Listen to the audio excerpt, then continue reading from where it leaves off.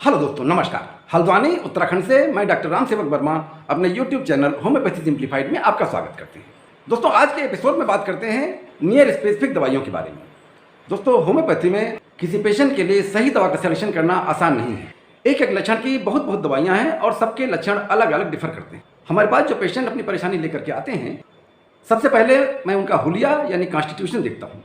यानी पेशेंट दुबला पतला है, गोरा मोटा थुलथुला है, उसकी उम्र क्या है, वजन क्या है, उसकी लाइफ स्टाइल कैसी है, यानी जीवन शैली कैसी है, मेहनती जीवन शैली है या आरामदायक जीवन शैली है। बीमारी का काजेशन यानी कारण क्या है, किस वजह से बीमारी हुई है, यानी बीमारी किसी चोट से है, लंबे समय से चले आ रहे किसी दुख से है, लगातार गुस्से को दबाए रखने से है, किसी अपमान या अनदेखी से है, सेक्सुअल एक्सेस से है, लाइफस्टाइल डिसऑर्डर है या मेटाबॉलिक डिसऑर्डर है। बीमारी की ड्यूरेशन क्या है, यानी ये बीमारी अभी नई शुरू हुई है या काफ़ी पुरानी है, यानी ये बीमारी क्रॉनिक है या एक्यूट है। बीमारी की लोकेशन क्या है, यानी बीमारी हाथ पैरों की है, जोड़ों की है, स्किन की है, आँखों की है, नाक की है, कान की है, एलर्जी है, सेक्सुअल प्रॉब्लम है, मेंस्ट्रुअल प्रॉब्लम है, कब्ज की परेशानी है, मूत्र रोग की परेशानी है, उसका सेंसेशन क्या है, यानी इस बीमारी में क्या महसूस हो रहा है, खुजली है, जलन है, ऐंठन है, सुन्नपन है, कमजोरी है।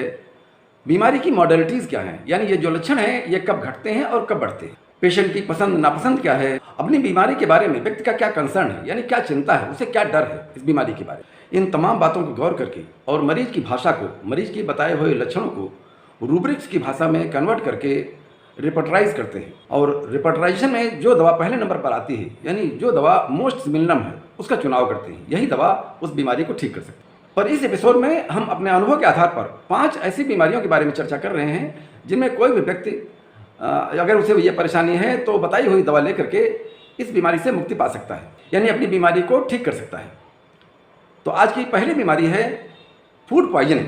दोस्तों, यदि किसी होटल, रेस्टोरेंट या कहीं पर भी खाने के बाद आपको घबराहट महसूस हो, बेचैनी हो, नाजिया एंड वोमिटिंग हो, यानी मितली और उल्टी महसूस हो, दस्त आए, पेट में ऐंठन महसूस हो, बार बार प्यास लगे, डकारें आए और मुंह में खट्टा कड़वा पानी आए, तब इस परेशानी को आम बोलचाल की भाषा में फूड पॉइजनिंग कहा जाता है।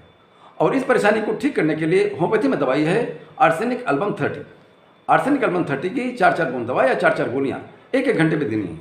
बहुत जल्दी ही आपको इन परेशानियों से आराम मिल जाएगी। आज की दूसरी बीमारी है लीन एंड थिन, यानी तमाम लोग ऐसे होते हैं जो खूब अच्छा खाते पीते हैं, खूब अच्छी तरह रहते हैं, लेकिन फिर भी उनकी तंदुरुस्ती बढ़ती नहीं, उनका वजन नहीं बढ़ता, लगातार दुबले होते चले जाते हैं, लगातार सूखते चले जाते हैं। उन्हें खूब भूख लगती है, खूब प्यास लगती है, पर जरा सी मेहनत करने पर दिल की धड़कन बढ़ जाती है, हाँफने लगते हैं और खूब ज़्यादा पसीना आने लगता है, सांस फूलने लगती है, शरीर की सभी ग्लैंड्स सूजी हुई हैं, महिलाओं के पीरियड समय पर नहीं आ रहे हैं।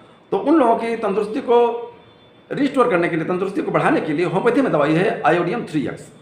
आयोडियम 3x की 4-4 बूंद दवा या 4-4 गोलियाँ दिन में 3 बार लेनी है। आप लगातार ये दवाइयाँ लेते रहें, बहुत जल्दी ही आप महसूस करेंगे कि आपका वजन भी बढ़ रहा है और आपकी हेल्थ पहले से बहुत इंप्रूव होती चली जा रही है। आज की तीसरी परेशानी है एगलेक्टिया, यानी डिफिशिएंट मदर्स मिल्क। दोस्तों, यदि अपने बेबी को दूध पिलाने वाली किसी मदर्स को लगता है कि उनके पास पर्याप्त दूध नहीं है, उनके बच्चे के लिए दूध कम पड़ रहा है, तब दूध की मात्रा और उसकी गुणवत्ता बढ़ाने के लिए होम्योपैथी में 2 बहुत कारगर दवाइयाँ हैं। पहली दवाई है रिसिनस कम्युनिस मदर टीचर और दूसरी दवाई है अर्टिका यूरस मदर टीचर। आधे कप पानी में दोनों दवाइयों की 20-20 बूंद डाल करके दिन में 3 बार पीना है और इन्हीं दोनों दवाइयों से ब्रेस्ट की 3 बार मसाज करनी है रोज। बहुत जल्दी ही दूध की मात्रा बढ़ेगी और उसकी क्वालिटी बढ़ेगी। दोस्तों, आज की अगली बीमारी है मॉर्निंग सिकनेस। दोस्तों, महिलाओं में गर्भावस्था के दौरान नाजिया एंड वोमिटिंग, यानी जो लगातार मितली होती रहती है, लगातार उल्टी होती रहती है, उस परेशानी के लिए उनमें कॉन्स्टिपेशन बना रहे, यानी कब्जियत बनी रहे, तरह तरह की चीज़ें खाने की इच्छा हो पर मन कुछ भी खाने को न करे, मुँह का स्वाद कड़वा हो, खाने को देखने, सूंघने और यहाँ तक कि खाने के बारे में सोचने से भी मितली और उल्टी महसूस हो, पीठ के बल लेटने से आराम मिले और जरा सी भी हरकत से यह परेशानी बढ़ती हुई मालूम हो।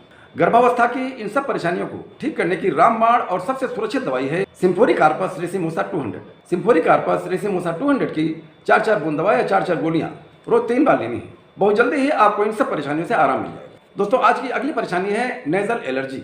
दोस्तों, यदि आपको नाक की एलर्जी है, नाक से लगातार पानी आता रहता है, रात को नाक बंद हो जाती है, नजल पॉलिप है यानी नाक के अंदर मांस बढ़ा हुआ है, सांस लेने में परेशानी होती है, सवेरे सवेरे मुंह का स्वाद खराब रहता है, सूंघने की शक्ति कम हो गई है, कभी कभी ऐसा लगता है कि नाक से कान तक कोई डोरी बंधी हुई है, नाक और गला सूखता है, पोस्ट नेजल ड्रिप है या डिवेटेड नेजल सेप्टम है। बादल और बारिश के दिनों में ये सब परेशानियां बढ़ जाती हैं। इन सब परेशानियों को ठीक करने के लिए होम्योपैथी में 2 मशहूर दवाइयाँ हैं। पहली दवाई है लेमनामाइनर मदर टीचर और दूसरी दवाई है ट्यूक्रियम मारमेर मदनिचर। आधे कप पानी में दोनों दवाइयों की 20-20 बूंद दवा डाल करके दिन में 3 बार लेना है। धीरे धीरे आपको नेजल एलर्जी की ये सारी परेशानियां ठीक होती हुई मालूम होगी और बहुत जल्दी ही इनमें आराम हो जाएगा। तो दोस्तों, ये था मेरा वीडियो नियर स्पेसिफिक्स के बारे में। यदि आपको अच्छा लगा हो तो प्लीज़ हमारे चैनल को सब्सक्राइब कीजिएगा, लाइक कीजिएगा और अपने दोस्तों को शेयर भी कीजिएगा। ठीक है दोस्तों, मिलते हैं अगले वीडियो में। नमस्कार।